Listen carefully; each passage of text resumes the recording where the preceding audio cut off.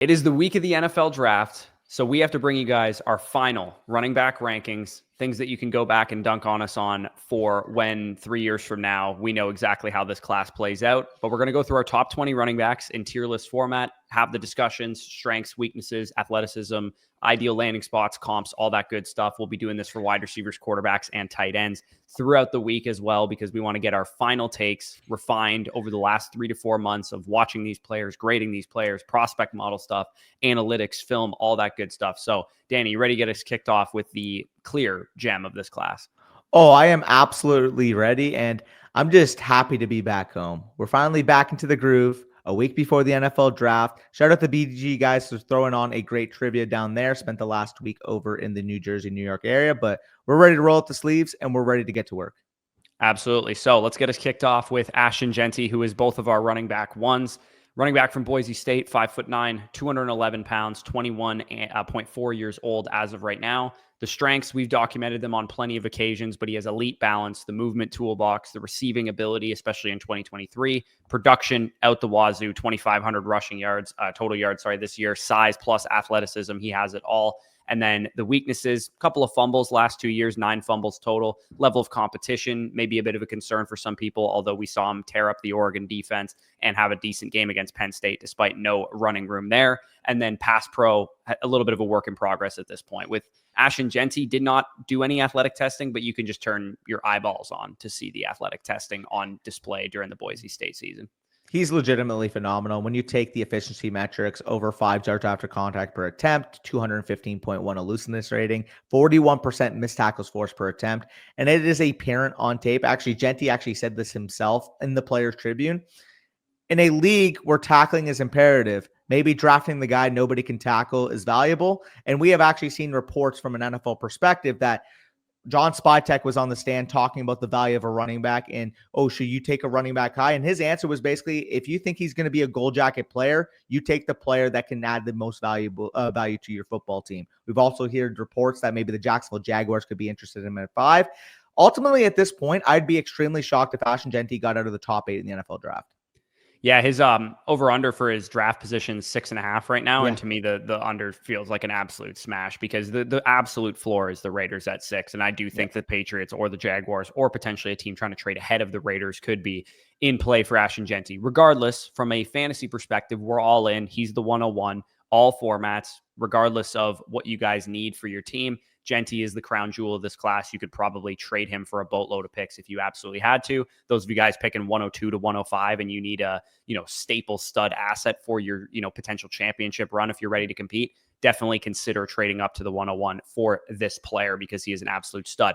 Next, let's get into the group of tier 2 running backs. And there's been a lot of discussion on some of these guys. There's been some consensus on others. Basically, we have this tier labeled as, first round rookie pick locks, essentially. And the reason for that is because we expect, according to NFL Mock Draft Database, that all 4 of these guys will be second round picks or earlier in the NFL draft, with a couple of these guys getting legitimate first round buzz in the NFL draft. So let's get it kicked off. Both of us do have Omarion Hampton as, I have him tied for my RB2, and we'll talk about Judkins in a second. But with Hampton, you got a running back from the University of North Carolina who's 6 foot 221, size, power, athleticism, sure-handed receiver, tackle breaker, great production profile, even producing at a high level despite losing his quarterback Drake May this past year.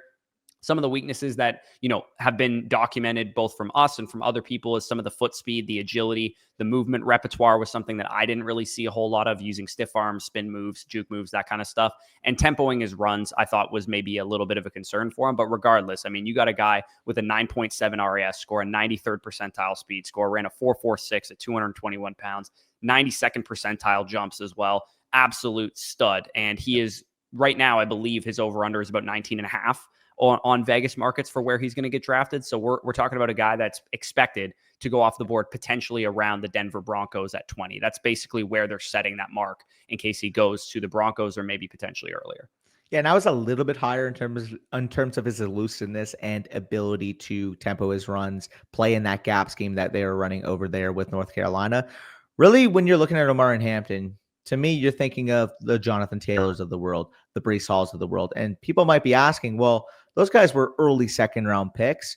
And typically, maybe a few years ago, Omar would more so be an early second round pick. But because of the renaissance of the running back position, obviously Saquon Barkley having the year that he did, obviously Ashton Jeanty, we're talking about his top 10 pick, Jahmyr Gibbs, Bijan Robinson, all these stud running backs now on rookie contracts that are really taking over the league. That's why I think the NFL is more so, instead of pushing him in that early second range, more so in that mid to first round range, hence that 19.5 draft capital over under. Yeah, not to mention, we've talked about this before, but the strength of the corners and the OTs and the wide receivers and some of the other more important positions in this class, not necessarily there, which is why we're seeing, the running back position get put up a little bit more because of how strong the class is. Maybe the tight ends going a little bit earlier, some of those less valuable positions going off the board a little bit higher. So, with Hampton, you kind of teased your comp. You have Jonathan Taylor. I actually have kind of like a Matt Forte a little bit because I do think the receiving ability is legit. And as much as I love Quinshon Judkins, and I have basically the same grade on both of these guys, the one area that Hampton does definitely beat him decidedly, I think, is his ability as a receiver and the production profile he put out there at the University of North Carolina. According to our prospect model, Omarion Hampton is listed as a workhorse prospect with comparables like Javonte Williams and Breece Hall and Jonathan Taylor. So you're talking about a guy with legitimate, 60, 70% chance of being a top 5 running back in terms of his overall dynasty value and probably from a production standpoint as well. We'll see where he ends up going. I think there's plenty of great landing spots for him. We've seen, the Bears, the Cowboys, the Broncos, the Chargers, the Steelers. There's tons of places he could go in the first round. Regardless, I think he's going to end up going to a place that's going to feed him a lot of volume because he's a huge dude and he can catch the football. Yeah, 100%. Just over 22 years old, just turned 22. And the moment he gets drafted, he's going to be able to be a shoo-in for a 250 touch workload. And by year 2, I wouldn't be shocked if you're looking at a 300 touch type of running back. Yeah, and from rookie draft standpoint, he's going to be anywhere from 102 to 104, I would say, depending on your need for a quarterback and Cam Ward, depending on if Travis Hunter is playing a full-time wide receiver position or not, which it looks like he probably will be, given that he's like minus 800 to go to the Cleveland Browns at second overall at this point in time. But Quinshon Judkins, who is not actually even your top 3 or 4 running back, but he is my RB2, so it does balance out to the point that we're pretty much he's this next cluster of guys is going to be comparable. Yep. Judkins, same size profile as Hampton, 6 foot 221, barely 21 years old at this point in time, 21 and a half years old, from Ohio State, previously of Ole Miss. The strengths that I saw on film that I absolutely loved were the vision, the patience, the ability to hit a hole, 1.51 10-yard split, that 0 to 10-yard burst, absolutely elite. That is the same 10-yard split that Devon Achane and Xavier Worthy ran. So for a 221-pounder to have that kind of first-step quickness is really impressive. Great toughness, ability to, bruise defenders when he lowers his shoulder, explosive as hell, size, short yardage. He was the goal line back for the Ohio State Buckeyes this year, and he was extremely effective in that role. I also think he's underratedly good in space. This is something that we kind of disagree on a little bit, where I think his receiving profile is not impressive by any means, but I do think there's some meat left on the bone for him to be like a Joe Mixon caliber receiver at the next level. I think his weaknesses have been documented on Dynasty Twitter specifically, but if you guys are not on Twitter, basically what people have an issue with Quinshon Judkins is that he wasn't overly efficient at avoiding tackles, creating long runs, breaking contact, some of the things that we like to point to as, this is the mark of a good running back. When you look at,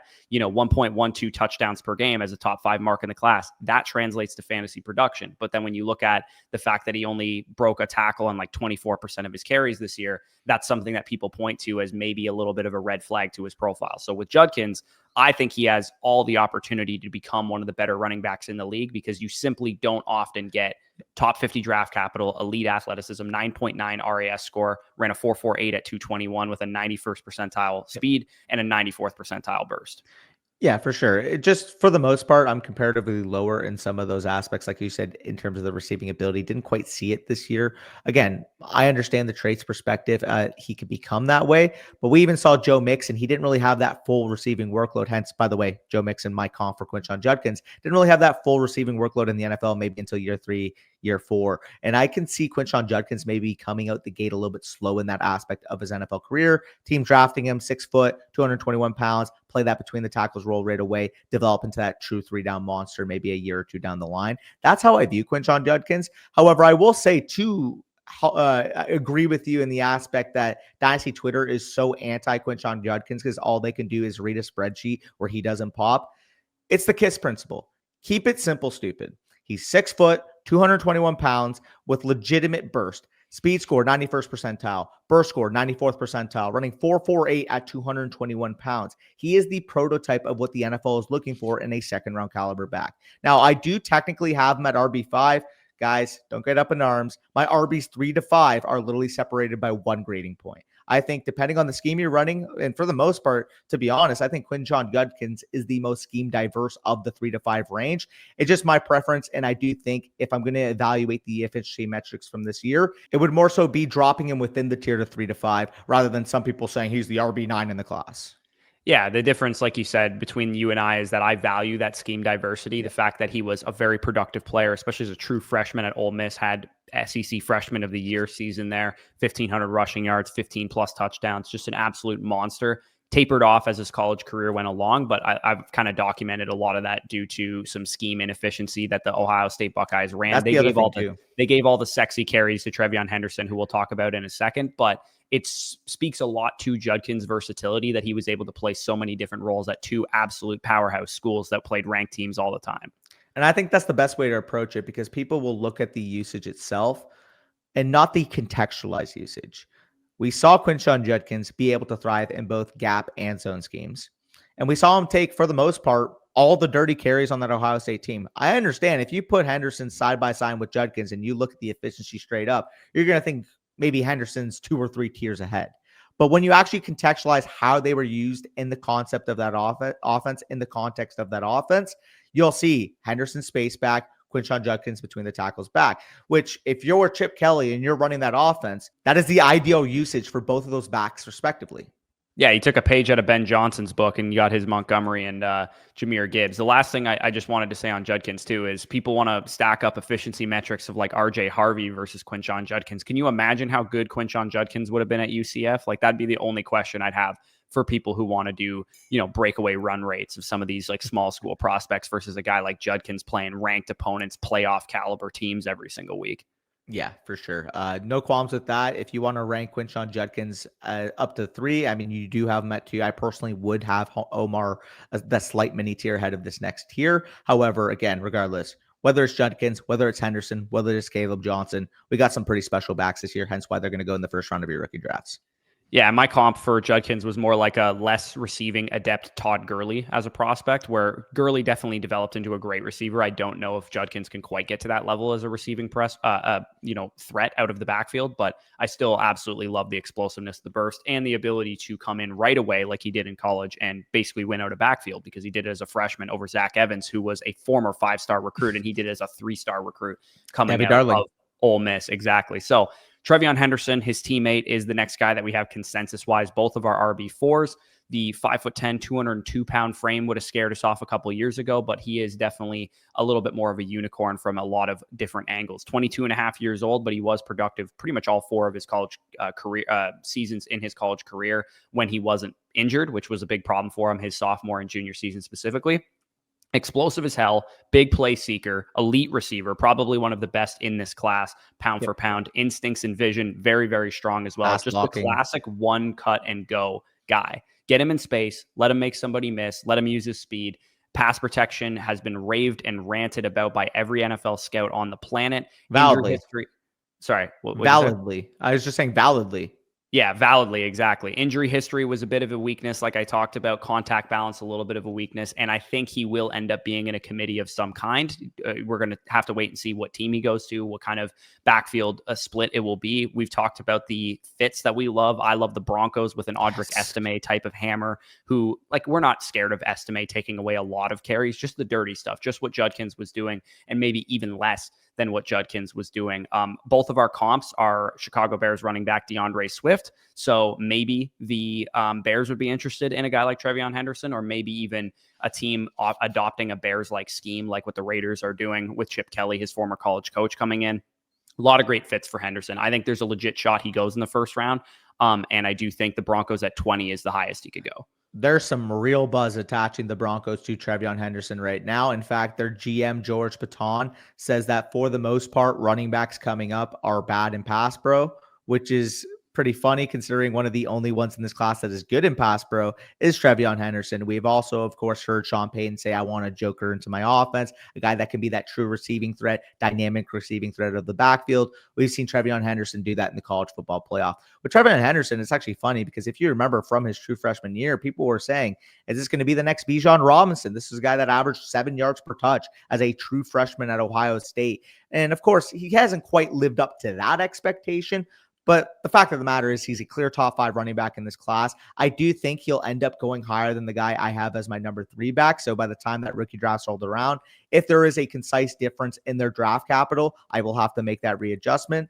But like I said, when it's coming down to my RB3 to 5, we have my RB3 at an 85.0. We have Henderson, who we're just talking about now, at an 84.5, and Quinshon Judkins, who we just talked about, at an 84.0. You can't get much closer than that. Yes. And of course, all of our grades, all of these write-ups are in our draft guide. You guys can get version 2.0, which is live, of 65 plus player profiles, grades, write-ups on all of the top quarterbacks, running backs, wide receivers, and tight ends. You can get that by hitting the link down below in the description. And of course, draft guide version 3 post-draft will be updated pretty much the night of the draft, if not Sunday morning after the draft. So make sure you guys are getting access to that. And of course, you can also purchase team reviews, and annual subs get a free voucher for team reviews right now with the code FSE. So again, Treveyon Henderson, the reason I have him ahead of Kaleb Johnson, who's the last guy in this tier, is because I do think the receiving chops really up his fantasy ceiling. Like you could see Treveyon Henderson legitimately having 100 plus targets in one season, whereas I think Kaleb Johnson, to me, is just a slightly worse, less explosive version of Quinshon Judkins, but I do think there's merits to some of his traits versus Judkins. With Kaleb Johnson, you got 6'1", 224, and he is all of that, dude. He is a big dude. He's got power, he's got vision, he's got instincts, contact balance out the wazoo. His production was very strong this year. Unlike Judkins, he had very good efficiency marks, size, touchdown scoring. That's where he's going to make his volume and make his hay as a fantasy producer. And the toughness, like I said, is absolutely unbelievable. He's not a burner. He ran a 4.57 at the combine, 73rd percentile weight adjusted speed score, though. So when you factor in that he's 224, that's a pretty good mark.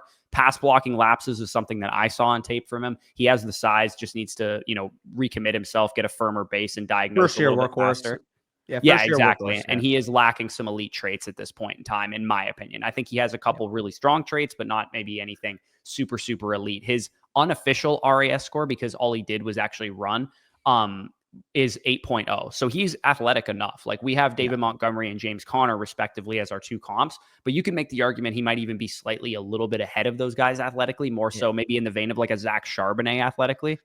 Yeah, the way I would view Kaleb Johnson, again, you're getting the toughness. Obviously, you're getting that big frame, 23 touchdowns this past year, obviously in the Big Ten as a first-year workhorse, extremely impressive. When you just look at the efficiency metrics, 4.42 yards after contact per attempt, top 4 in the class.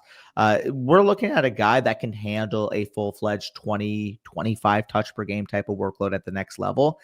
And my comp, for the most part, is James Conner. I think that would be, an 80th, 85th percentile outcome. But if you had to brain into what the ultimate fantasy ceiling would be, I honestly see like a David Johnson light. Now, I don't think he's ever going to reach the heights in the receiving aspect that David Johnson was, but in terms of a big runner that can fill between the tackles, that can create some chunk plays based off extreme vision, that's what I see from Kaleb. Yeah, I mean, I would say I think it's underselling how good James Conner has been in his career to say he's only an 80 to 85th percentile outcome, because James Conner's been an RB1 in fantasy like 4 or 5 times. So, like, I mean, I think that would be an I love Kaleb.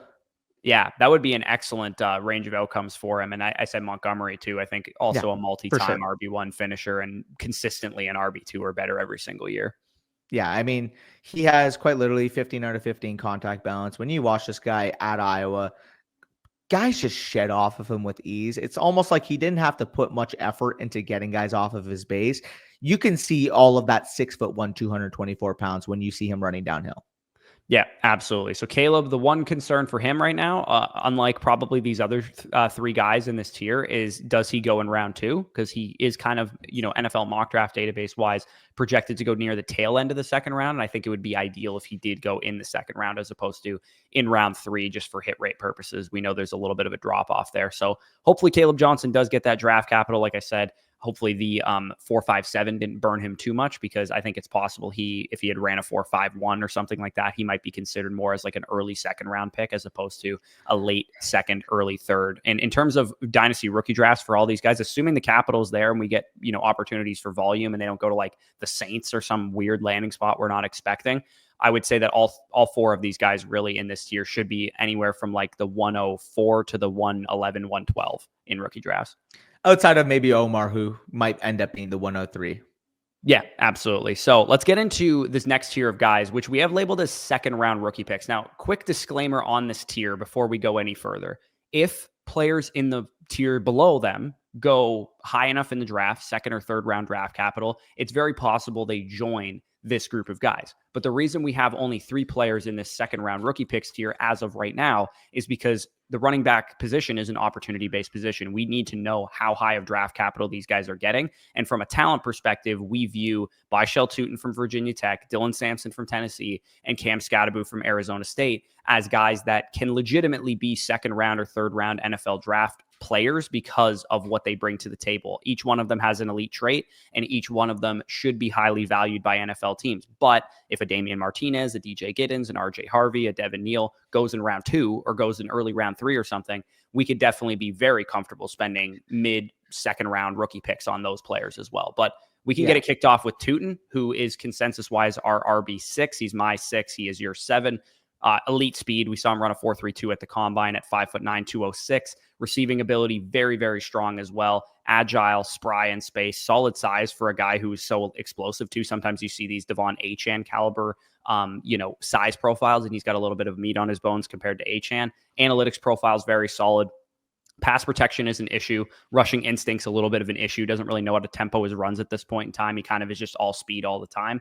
He also likes to bounce runs quite a bit, which doesn't really play in the NFL. Did have some drops, did have some fumbles, and he didn't really have a huge goal line role at Virginia Tech in the NCAA. So my comp for him, I really like. This is one of my favorite comps in the entire class. My comp for him is Chase Brown. You have Kenneth Walker, which I've seen floated out many times as well. 98th percentile speed score and a 97th percentile burst score for a guy who stacks up analytically too. That's the important part. People think he's just athleticism, just speed. I put out an entire video on Tootin earlier in the offseason, a week before the combine, breaking down his profile, and it's good.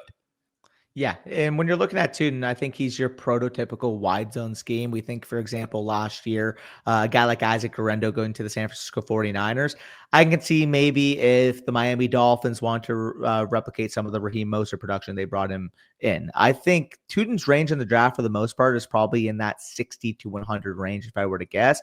And if he were to land with a clear opportunity on one of those wide zone schemes, I would be all in. Because like you said, he's got the requisite size. He's got obviously that elite speed, 98th percentile speed score, 97th percentile burst score, 4.32 40 time, 9.39 IRAS. Like, he is exactly what you're looking for. Now, is there some concerns if he can take a full-on workload because of some of the fumbling concerns he had this year? I can see maybe an NFL team wanting to ease him in that regard. But in terms of just a stylistic comp, like you said, Chase Brown, I had Kenneth Walker. I think personally, if Tootin is able to land in a situation where he can narrowly burn, he is the type of guy that if you're in your underdog best ball drafts and he's there in the 12th round and you want that upside shot for a potential rookie scaler week 8 on, I think Tootin would be your guy.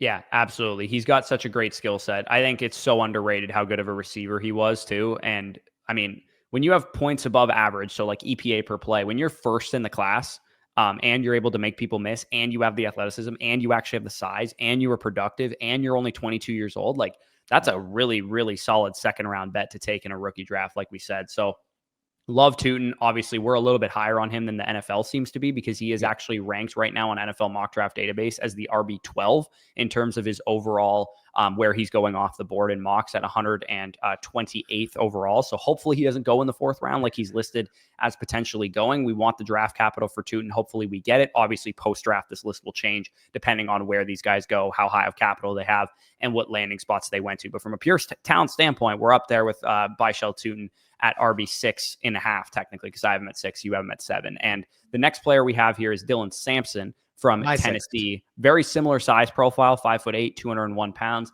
20.6, one of the youngest, I believe, if not the youngest running back in the class.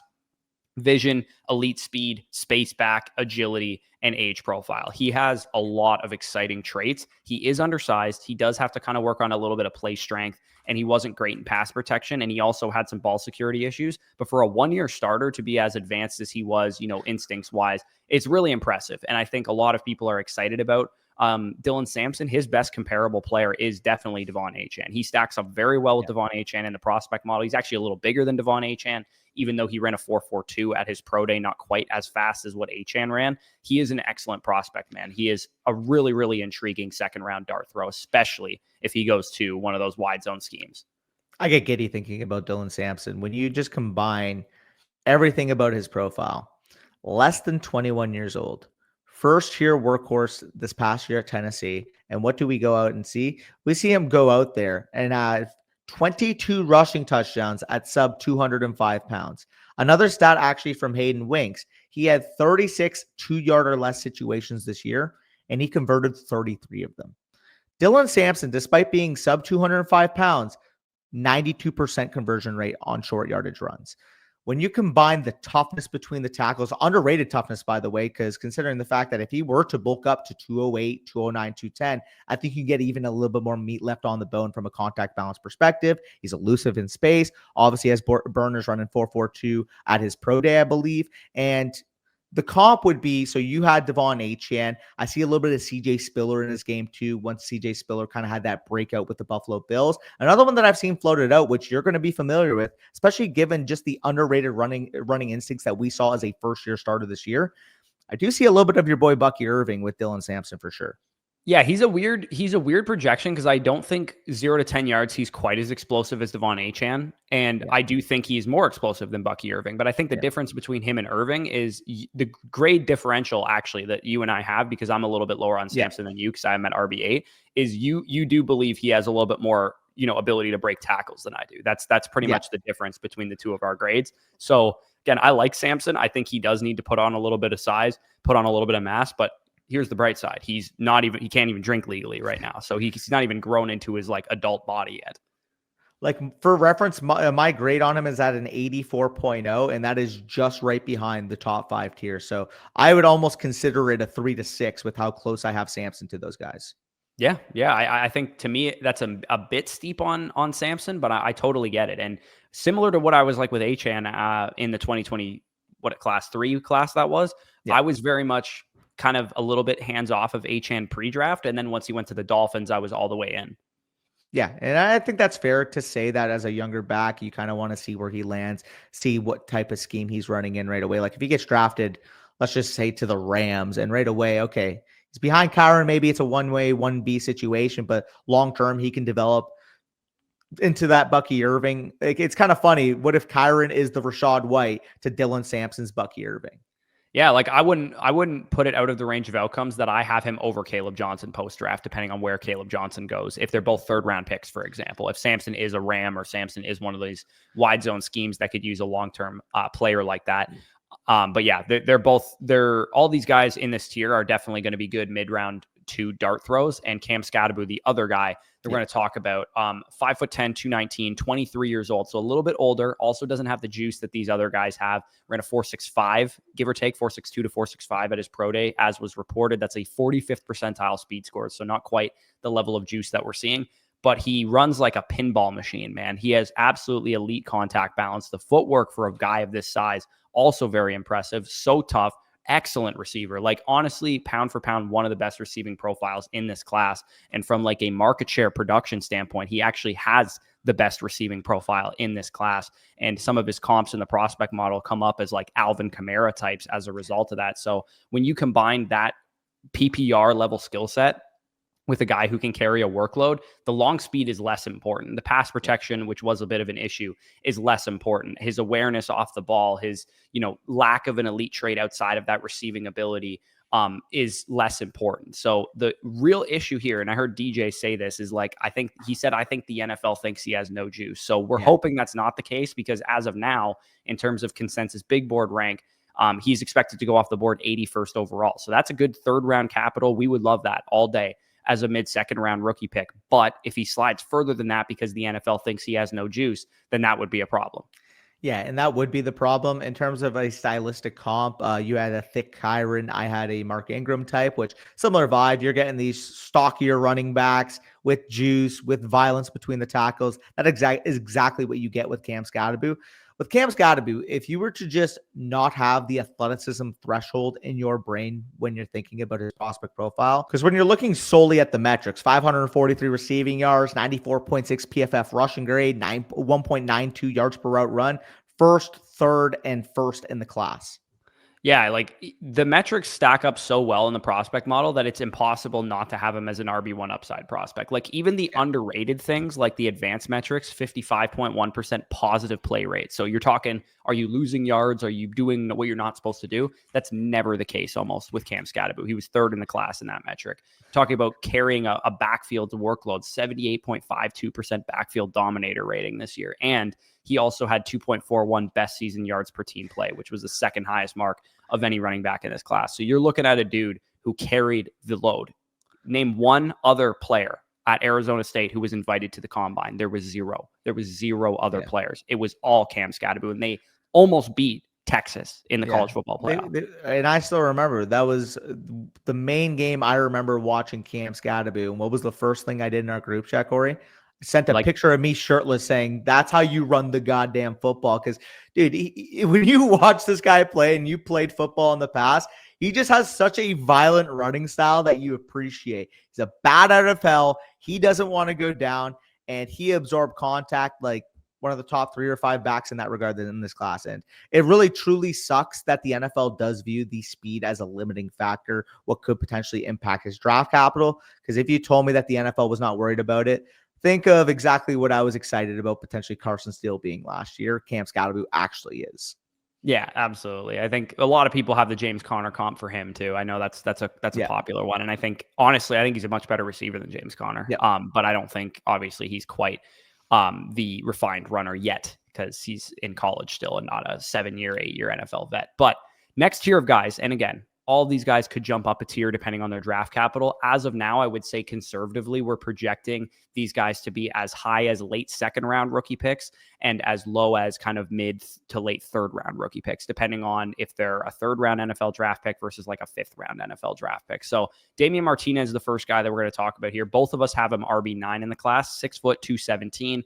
Barely 21 years old, so still very young. And despite that, he was a 3-year starter, 2 years at Oregon State, 1 year at Miami this year. Very nimble feet for his size, physicality as a runner, high ceiling, in my opinion. I really do think even despite, I would say somewhat of a speed disadvantage, even though he ran a 4.51 at the combine, he had a very, very refined way of running the football for a 3-year starter who's just 21 years old. Very productive, like I said, efficient on his touches. Workload was a bit of a problem, though, because he never really commanded more than like 180, 190 carries on any given season. Top end speed, I thought would be more of an issue, but him running a 4.51 at the combine probably sullied that concern for a lot of NFL teams. A little bit of a raw player, still some mental errors here and there, but just a rock solid, second round rookie pick or early third round rookie pick to swing on.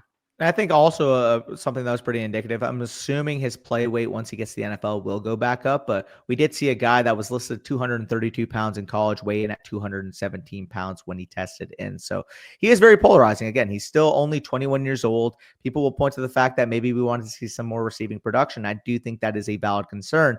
However, when you're looking for a prototypical committee back that can dominate between the tackles and punch in 10 to 12 touchdowns per year, Damian Martinez is your guy. And I understand maybe the overall workload ceiling isn't up there with the guys that we have in the tier ahead. However, if you're looking solely for a guy that can handle 15 to 18 dirty carries a game, I think Damian Martinez is your guy. On top of that, like you said, underrated speed at that side, 4.51 speed at the combine, 80th percentile speed score. Both of our comps kind of lead into the fact that he's just going to be a tone setter at the next level. Your tone setter, Chris Carson. Mine tone setter, Latavius Murray. Tone setters with underrated wiggle. Yeah, and we got some Raiders connections for both of those players, having Chris Carson, who now was coached by Pete Carroll, who's now with the Raiders, and then Latavius Murray, who played for the Raiders. So let me just put it this way. Damian Martinez, if he goes to the Raiders, it's the absolute nuts for him because he's a perfect fit for the scheme, perfect fit for the offense. Chip Kelly can use him just like he used Judkins last year. And when you lead the class in EPA per play, lead this class of all running back classes in EPA per play, that's got to have you waking up. I've seen Kareem Hunt as a comp. I've seen James Conner as a comp. I've seen, like I said, Chris Carson is my comp for him. I really like Damian Martinez, man. I feel like I'm going to end up with a lot of shares of him just because if he goes in the third round, I'm probably going to be like early second, mid second caliber picks that I'm willing to spend on him. If he goes in the fifth round, I'm going to take him in every single third round I'm in. Yeah, and that's how I am as well. At the end of the day, especially in that round 3 portion, like we'll go talk about with a lot of these profiles, this year there are just so many interesting running back profiles to take in that range that if you left this draft with 4 running backs with your 4 first picks, that's perfectly fine. Because we'll also get into Devin Neal, where maybe he is the vanilla milkshake of this running back class in the sense that he's probably never going to be a top 5 running back in fantasy. But I truly believe he lands in the right spot. He's got the opportunity to be a consistent RB2. Yeah, and I think one of those spots would be like Cleveland, for example, a team that could just use an early down ball carrier because Jerome Ford's in the last year of his deal. Devin Neal can walk in right away and be a starter. He was a 4-year starter at Kansas, the number 1 running back they've ever had. He's elusive as hell, vision, patience. He's a very refined player, and he has underrated receiving chops, has a good build at 5'11", 213. Very good workload. He was also 220 at the Senior Bowl, so he shedded about 7 pounds. Only ran a 4.58, so he's kind of like the discount Caleb Johnson of this class, where the juice quite isn't there, but you get everything else. The top end speed, the pass protection still needs some work. Consistent power down to down was also, I thought, a bit of an issue for him on tape. I have the 10 running backs we talked about so far: Devin Neal, Damian Martinez, and up. I have top 75 grades on these players. So I would, if I was an NFL franchise, I would spend a top 75, meaning an early third round pick or earlier, on these players if I needed running back production and running back help. So I feel really good about Martinez and Neal as, again, being guys that if they get good capital, mid-second round rookie picks, late second round rookie picks. If they don't get good capital, I'll still be drafting them in the third round. Yeah, that's where I'm at as well. Your comp being a Javonte Williams type for Devin Neal, similar archetype there, 4.5-ish or so speed for Javonte Williams. My comp was actually Jay Ajayi because I do see when I watch Devin Neal, a big running back that has the movement skill set of a smaller back. When you watch Devin Neal, the first thing you notice is, yeah, he's listed at 213 or 220, but he moves in the open field. He understands his movement skill set of a smaller back. Every single time he is in the open field, he has a different ball carrier move ready to throw at you. Yeah, and that comes when you're Kansas's all-time leading rusher and you're second in this class with 53 career touchdowns. Like he's so experienced. Like it's really hard to imagine Devin Neal not being like a top 4 running back in last year's class. Like Blake Corum is the perfect example. That's a great comp. Yeah. Really, really refined runner because he was a multi-year starter at Michigan. And Devin Neal's kind of like the Blake Corum of this class, only he's falling down the board because there's no room for him to climb up the board. There's too many good prospects in this class. It's funny you mentioned that because I actually do believe they ended up with really similar grades for me. Yeah, they're just rock solid early down backs who, if they land in good spots, again, Raiders, Browns, some of these teams that could just use an early down guy, I think Devin Neal would be a perfect fit for a lot of those schemes. And who knows, maybe a team doubles up on Devin Neal. Whoever drafts like Treveyon Henderson, for example, who doesn't want to give him a full workload, could throw Devin Neal in there 4th, 5th round or something and use him as the early down banger if they wanted to. So I really love Neal. I hope he goes to a good landing spot. The next guy I would say is probably the highest ceiling of any running back in this tier, depending on Sanders and Gordon ability to get back to their previous selves. But DJ Giddens really checks a lot of boxes, man. He actually comes in as an RB1 level upside prospect in the prospect model, barely, because of the 6 foot, 212 pound frame. The fact that he's barely are not even 22 years old during his rookie season. In space, he's excellent. Active feet, ball carrier moves. He's efficient. He had leg drive. I've heard a lot of people talk about his stop start quickness, and it is probably one of the best in this class other than Ashton Jeanty. The long speed I thought would be an issue, but he ran a 4.43 at the combine. So again, maybe it doesn't always show up on tape, but I do think the speed is definitely adequate. He was impatient at times. I think his rushing instincts in totality are probably the biggest problem with his game right now. And he also had a lot of mental errors trying to bounce runs, pass protection lapses, things of that nature. But he's a young dude and he started for a couple of years and he has a great receiving profile too. Hey, but Bush, didn't you get a comment on the Quinshon Judkins tell of the tape about how he has better vision than Quinshon? Yeah, I don't get that personally. Like, I love DJ Giddens. I think at cost, I'm going to end up with a lot of him.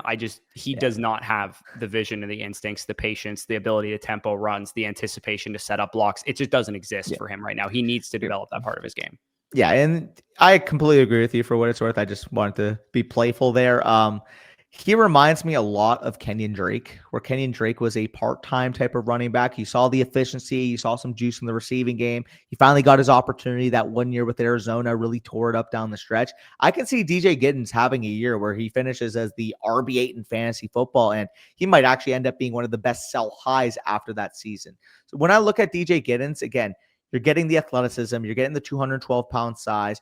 You're getting that full movement skill set. When you watch this guy in the open field, for the most part, by the way, one of the most developed ball carrier skill sets that you'll see, moves upon moves, chaining these skills, these movements together. He's up there with anybody in this class. But like you said, the intangible part of his game, the cerebral part of playing the running back position is still a little bit new to him, but he's less than 22 years old. Maybe he goes to the next level. First year, plays behind a professional running back. By year two, he can really take on that next step. Yeah, there's going to be a lot of running backs in this class that I would say playing behind a pro would benefit them, but none more than DJ Giddens. Like, you get him to Houston, and a year behind Joe Mixon would do him a whole lot of good. And same goes for like getting him to the Browns and playing behind Jerome Ford or something for a year. There's a ton of running backs in this class that could use some help on their instincts, and Giddens is 100% one of those guys for me. But moving into the next guy here, we have RJ Harvey, who, despite being 24 years old, because that's one of the biggest knocks on him, he's 5'8", 205.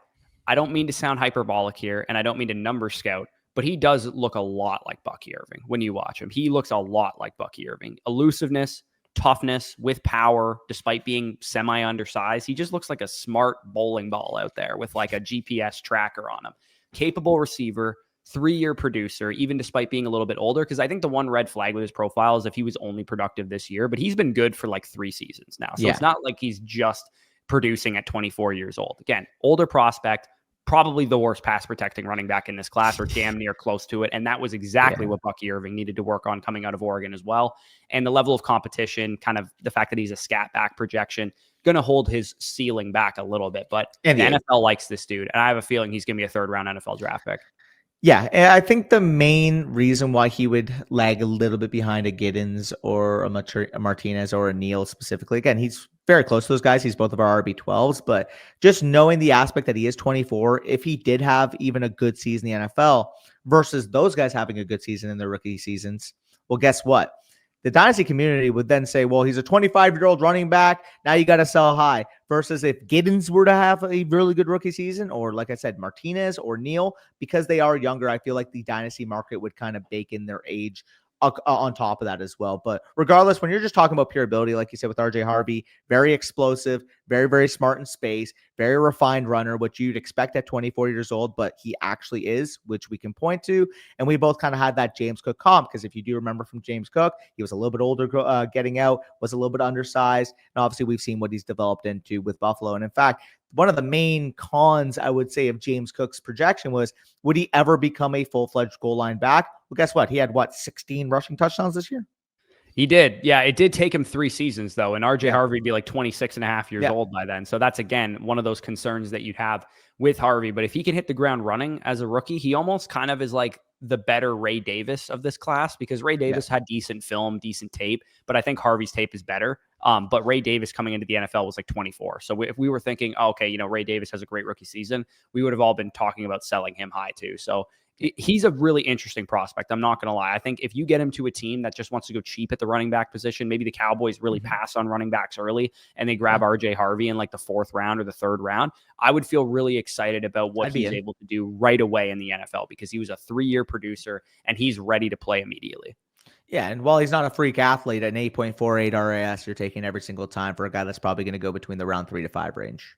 Yeah, and for a guy who broke off 32 breakaway runs this year and ran a 4.40, he definitely has the ability to make defenses pay for letting him get loose for long runs. So these next 2 guys we can kind of almost lump together because they're almost the exact same player, which is Raheem Sanders of South Carolina, formerly of Arkansas, and Ollie Gordon of Oklahoma State. Both of these dudes have size. Raheem Sanders, 6 foot, 217, was actually listed around 230 during his college football career. Ollie Gordon, 6'1", 226. Both of these dudes have size. Both of these guys were once considered Devy darlings and potential RB1s in this class.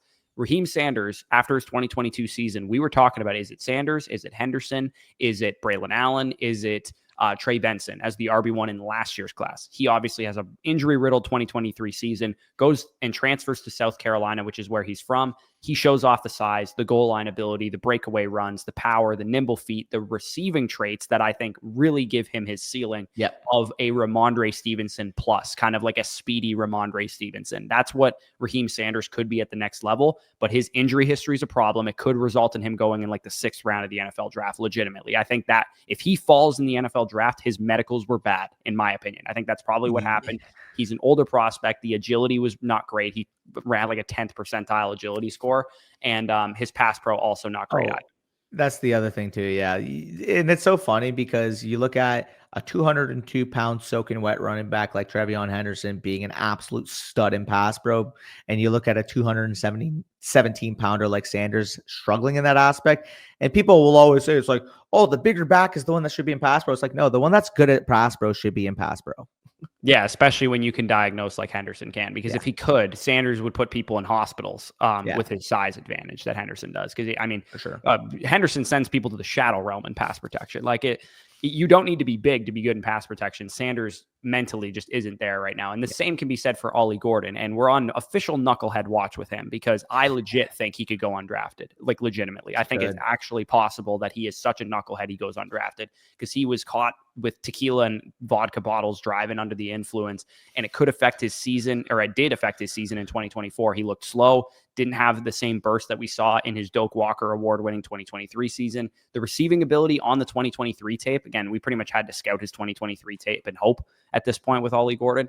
It was evident. The size, the physicality was there. Pass protection was actually quite good from Ollie Gordon in his 2023 season. He had tempo, he had vision. The problem is this guy going to work hard enough? Is he going to get the capital? Because that's a real concern for me. And his short area burst looked like a problem in 2024. So Gordon and Sanders, both of them, if they can recapture their 2023 and 2022 forms respectively, I do have some optimism for him. I think I have more optimism for Sanders because he already did it last year with South Carolina versus Gordon. I'm like really, really hesitant to buy into him because I know a lot of dynasty players love Ollie Gordon because of what he was coming into the season. But I fear that he might be like a 7th round pick. Yeah, like coming into the season, if you guys actually look back on the channel, you'll see our summer scouting notes on the running back position. And I feel good, by the way, Ashton, Jeanty, Omar, RB1, RB2, that ended up materializing now, obviously. But we both had Ollie Gordon legitimately as a top 3, top 4 overall back in this class, because that's exactly what he was after that 2023 year. So just the fact of the matter that the 2024 season was that bad. We do have some reports of him potentially being a knucklehead, like he said, but he is still 21 years old.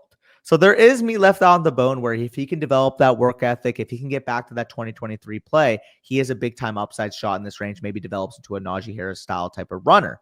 However, with these risk levels at the running back position, teams just don't want to deal with it, to put it simply. The biggest risk here is if the NFL views it, well, there's 15 other backs we're confident being lead backs in the NFL draft this year. Why are we going to take the one with potential character concerns? Like you said, he could be a round 6, round 7, maybe even undrafted type of pick. Yeah, I would say capital will tell all with him. If he's a 3rd or 4th round pick, I'd be less concerned for sure. Quick rapid fire on the comps, just because I think we may have missed some of them. Damian Martinez, Chris Carson, Latavius Murray was the one that we both had. Javonte Williams and Jay Ajayi for Devin Neal. DJ Giddens, I had Rashad White. You had Kenyon Drake. RJ Harvey with both of us, James Cook, Raheem Sanders, Speedy Ramondre for both of us, and then Ollie Gordon. Both of us had Najee Harris as the comps there. Moving into the last tier of running backs, this will close out our top 20. Again, these are guys that are going late enough that if you absolutely love one of these dudes, just draft them in every single rookie draft. Because if they work out and they get the capital or they get the good landing spot, or like I saw somebody tweet that there's a lot of the running backs from this year's class will probably emerge as fantasy studs just based on what happens in their own individual NFL backfields. Somebody goes down with an injury, they just break out. Like it'll be whoever is in the right place at the right time because they're all talented. And I think that's a really good assessment of this year's class. Taj Brooks, Ray Davis, and Mike Davis, the Davis guys. That's who we have as the comp there. When you look at a guy with good vision, good production, good ball carrier moves, tested better than we thought, 4.52 at his 40. I talked about him on the All Sleepers video because he was really an interesting lead ball carrier type. He's a really interesting prospect. I'll go on ETN as well, and then you can maybe rattle off the next two. Trevor Etienne, elusiveness, creativity, very good athlete, younger brother of Travis Etienne, the second youngest running back in this class at 20.8 years old. Home run ability is there. The stop start ability is there. He's just undersized, didn't really have a great workload or a great season this year and dealt with some injuries. My comp for him is Justice Hill. Your comp for him, Tajay Spears. So you got one guy who's an early down guy with Taj Brooks, one guy who's more of a third down projection, maybe third down back plus in the right scenario with Trevor Etienne. Same tier, but polar opposite. Taj Brooks, you're no nonsense, 23-year-old back. You know exactly what you're getting. Tajay Spears, less than 21 years old. You see the movement ability. You see the flashes. He just hasn't put it all together. It actually is pretty funny that they are back-to-back because just how polar opposite that they are. The only thing I'll say is Taj Brooks, maybe decide to change your last name to Taj Davis because that is pretty much more indicative of what you are.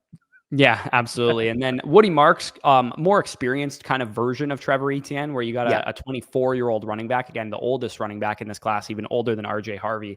But he's a full route tree guy, receiving threat out the wazoo, probably going to be an elite special teamer at the next level, I would imagine too. So I can't imagine him falling beyond like the 5th round just because of what he's going to present as a specialist and maybe even on special teams too. So I think he's a pro-ready dude. Obviously, he's ancient as a prospect. His elusiveness in the tackle, in between the tackles, wasn't great.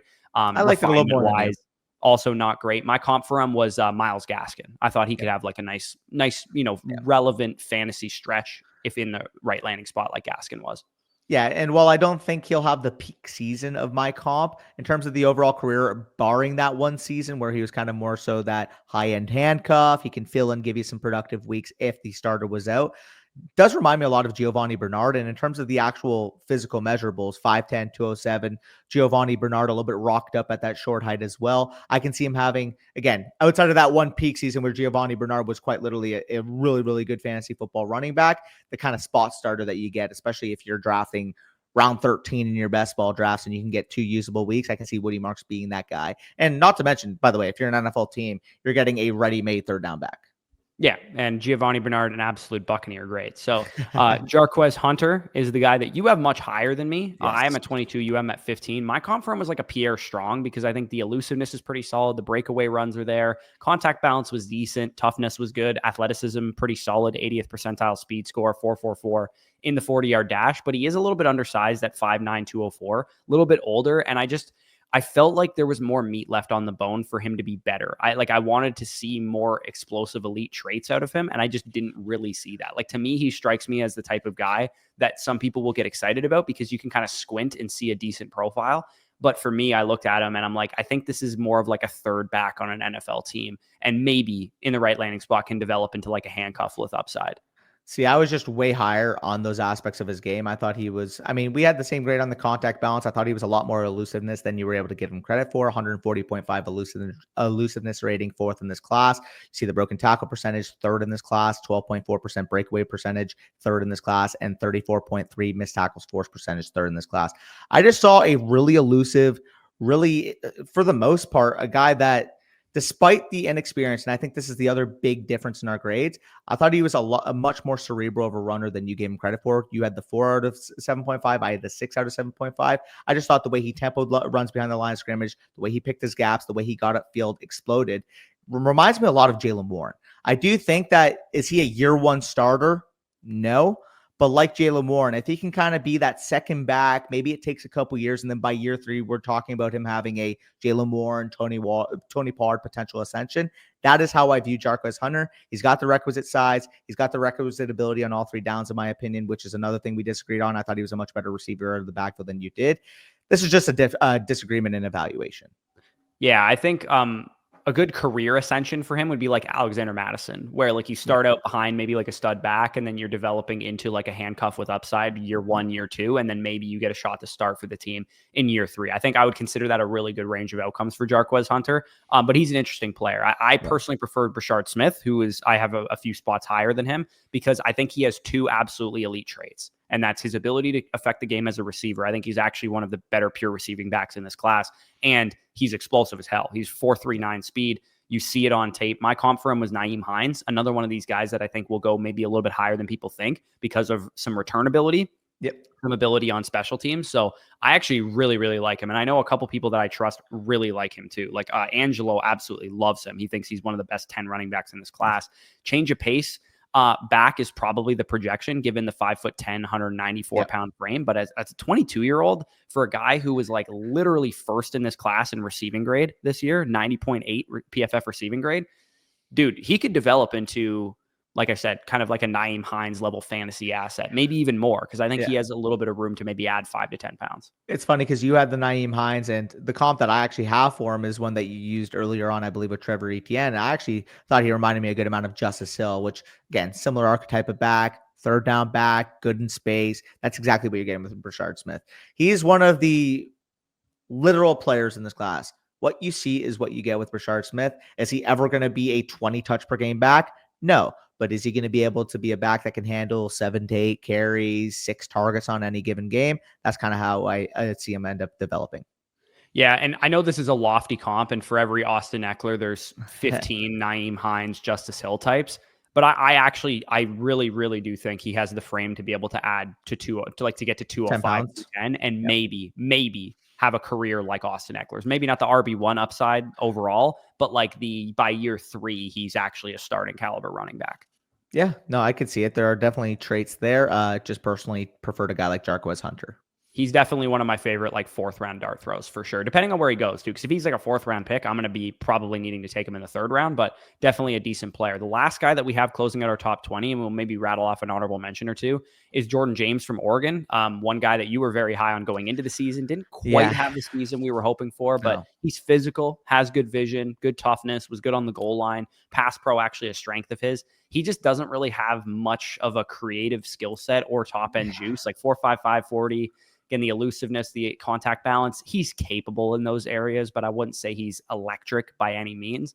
My comp for him was like Jerome Ford. I think he kind of reminds me a little bit of that. I think Ford maybe a little bit faster, but he has kind of like in a pinch, he could start for an NFL team for the full season, kind of appeal like Jerome Ford has.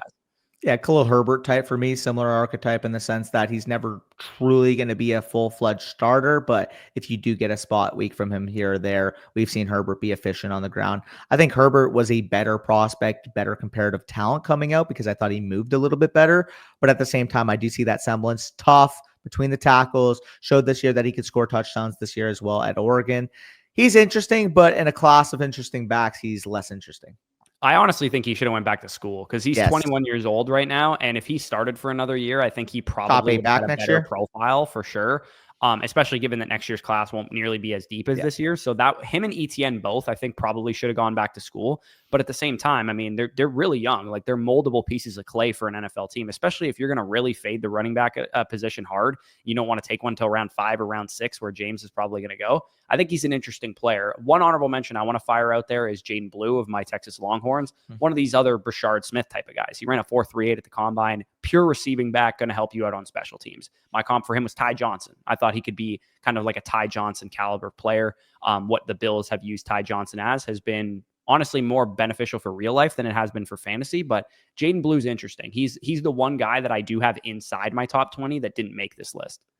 Yeah. So the only guy that you wouldn't have inside your top 20 then would be Jarquez, right? Yes, Jarquez was at 22 for me. LaQuint Allen barely missed the cut from Syracuse. Donovan Edwards from Michigan. Khalil Mullings from Michigan. Marcus Yarns from Delaware. Kyle Menangi from Rutgers. Those guys all just missed my top 20 because for one reason or another, they don't have enough traits to put together like a starting profile. It's funny you mentioned Blue, by the way. He's actually my RB21, and you mentioned a Ty Johnson-like comp in your write-up portion here. It also reminds me a little bit of my namesake, Jerick McKinnon, where it's like I can see him totally being a rock-solid third down back for a bunch of years in the NFL. Yeah, sure, he's got a lot to overcome in terms of the contact balance portion of his game, quite frankly, especially compared to other backs in this class. This guy could not fight through contact. However, when he was in space, he was elusive. When he was in space, being able to receive the football, one of the best receiving backs in this class, he will have an NFL role. Absolutely. Yeah. There's going to be teams that like to use him as a receiving back and potentially a returner as well. So that was 20 plus a couple honorable mentions at the running back position, top to bottom, one of the deepest positions in this draft, definitely the deepest position in Dynasty rookie drafts for our purposes. And going back to the 2017 class, we haven't seen one as deep as this. 2017 had, the top end talent of McCaffrey and Fournette and those guys, which I don't quite think we have this year. But in terms of depth, this is in the prospect model, the deepest class we've seen since 2016 at this position. And every one of these guys could be fantasy relevant. So when in doubt in rookie drafts this year, 3rd round pick, 4th round pick, just swing on a running back. No, literally. And again, if you're watching FSC, I'm assuming you're making your house money build where you all have to add your running backs. Well, guess what? If you did that and you tanked and you have maybe four picks in the first 3 rounds or even a pick in every round, I am perfectly comfortable spending every single pick in my draft this year on the running back position to fill out my depth. Yeah, like there's going to be teams out there that have a loaded wide receiver core, all their quarterbacks, and maybe they just need a tight end and some running backs. And like you have 4 firsts and 3 seconds and 4 thirds and 4 fourths. Like, brother, walk away with this whole running back class damn near. Yeah, for sure. Absolutely. So if you guys did enjoy this video, leave a like, subscribe, all that good stuff. All of our Dynasty rookie rankings, all of our write-ups, all of our player cards, profiles, everything is in our Dynasty rookie draft guide. Head on over to the link in the description, the link in the pinned comment to check that out. We have the running back position, the wide receiver position, the quarterbacks, tight ends. We go, 25 deep on running backs and wide receivers, about 10 deep at tight end and quarterback as well, for a total of 65 plus players written up and graded in the draft guide. Post-draft edition of that will be live Saturday night or Sunday morning after the day 3 of the draft. And we will also have tons of content coming around. So if you guys are not subscribed to the channel, you're going to absolutely want to be, because this will be the best place to dominate your Dynasty rookie drafts. And of course, if you want our team breakdowns, our team reviews, you can head on over to flockfantasy.com, sign up for an annual subscription. So that'll cover you, get the draft guide, get all of our rankings, and you will get a free voucher for a buy, sell, hold report to get you some trade advice and a team review video, dedicated Dynasty Decisions episode. So hit the link down below in the description if that interests you. But with that being said, peace out, and we'll talk to you soon.